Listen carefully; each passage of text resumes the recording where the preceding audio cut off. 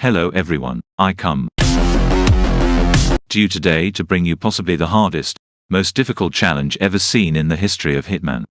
They said it could never be done, they call it impossible. They call it right. Okay, enough with me hyping this up more than it needs to be. Today's challenge is, can you beat Hitman Freelancer like it was Hitman Blood Money?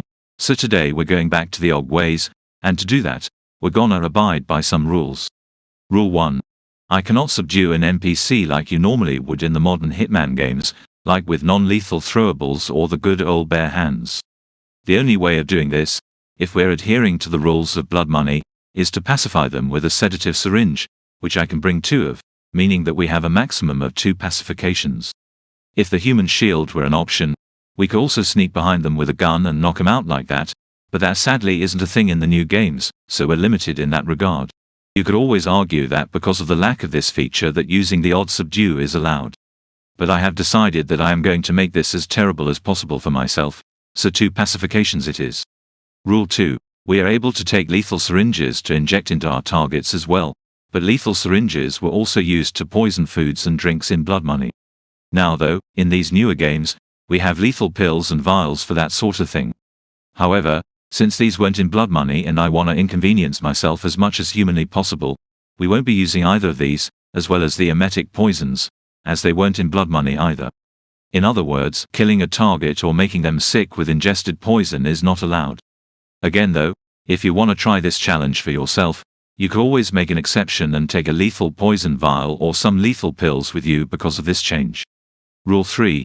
Disguises must be taken before putting a body into a container. Only one body can be hidden in a box. Bodies cannot be hidden in closets, wardrobes, but I am able to hide in them. Rule 4. No instinct or HUD of any kind. To be fair, you can keep the main objective HUD on, but since we're not aiming to complete any of the optional objectives this time around due to the fact that I'm already making it challenging, I'm gonna have it turned off. Rule 5. Suit and weapons retrieval. As there were penalties for not retrieving your guns and suit at the end of the level, I'm going to try to take everything I brought with me back to the safe house. Right then, let's get stuck in, shall we? Am I sure? I mean, not really, but when am I sure about anything, so let's just go for it.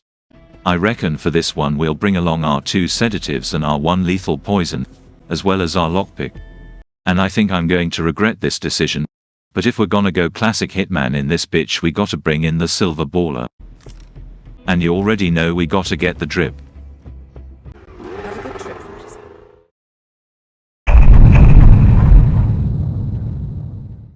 Okay, so our first target for the day is over here, but seeing as I have an optional objective to poison a guard and there's one standing here completely isolated, it's nighty-night for you. And even more unfortunately for this man, I also have an optional objective to shoot 3 guards with a sniper, so.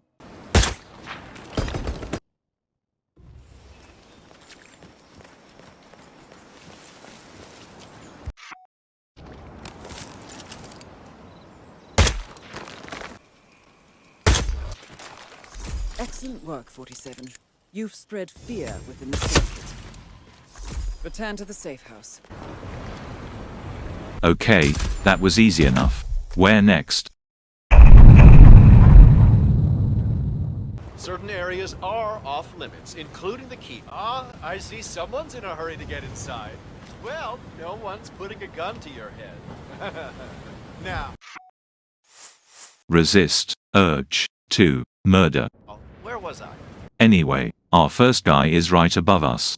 And to get up there, we're gonna need a guard disguise, so, sorry boys.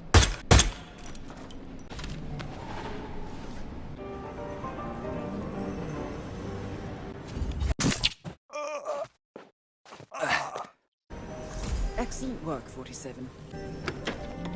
And of course this second target is on literally the other side of the map.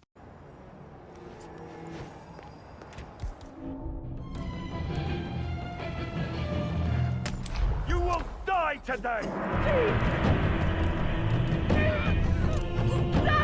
Get in before he kills those civilians!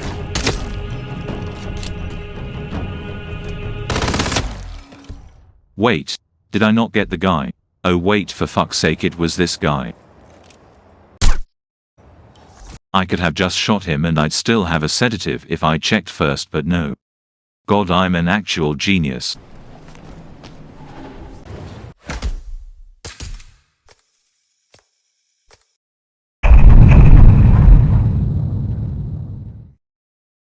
Alright then, time for Hokkaido, and I swear to God if I get that shitty morgue spawn, I will personally fill up the morgue with this place's patients. Oh thank fuck. Right then sir, apparently I can only change my disguise once. Luckily I know a handy place to get some elite guard disguises. Oh wait shit, one of my suspects is going into a room right next to mine. I mean, seeing as he's isolated, I may as well just take him out of the equation. I mean, I very much doubt that he'll be my guy, but I might as well check. Congratulations, 47. The leader is eliminated, sending a clear message. Oh, right, well, that was unexpected, but it's a victory, so I'll take it. A very anticlimactic victory, but a victory nonetheless. I can almost taste it. So can you beat Hitman Freelancer like it was Hitman Blood Money? Sure, if you have the patience and can deal with the limitations. I could imagine that this would be nightmare fuel later on during the campaign, which is why I only recorded the first set of missions. But I'd recommend giving it a shot if you found this interesting. Oh, also make sure to subscribe and hit the wee bell and like the video and all that good shit if you've enjoyed. And I think that's about it. I hope to see you all soon for the next video. Have a good one.